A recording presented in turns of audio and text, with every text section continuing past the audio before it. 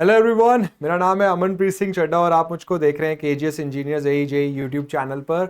एक बहुत important notification UP triple SC ने जारी किया है और इसमें कुछ ऐसे सवालों का जवाब दिया गया है जिसको बहुत सारे बच्चे पूछ रहे थे और बहुत सारे बच्चे जूझ रहे थे जवाबों के साथ।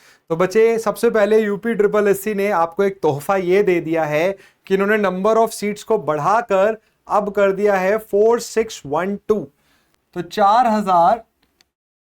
4612 सीटें कर दी गई हैं। इनिशियली ये सीटें 4000 से कम थी, बट दो बारी डेटा रिवाइव करके अब 4612 सीटें कर दी है यूपी ट्रिपल एससी ने।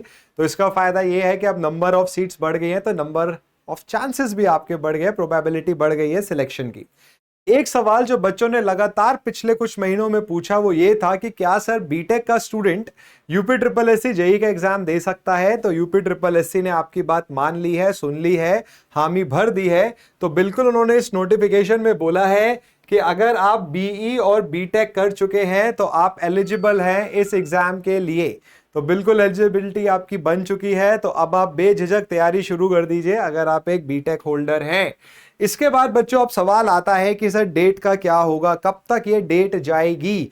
तो बच्चे, फॉर्म भरने की डेट अभी चल रही है 13 जुलाई तक आप फॉर्म भर सकते हैं और जो पेमेंट है वो आप 20 जुलाई तक कर सकते हैं।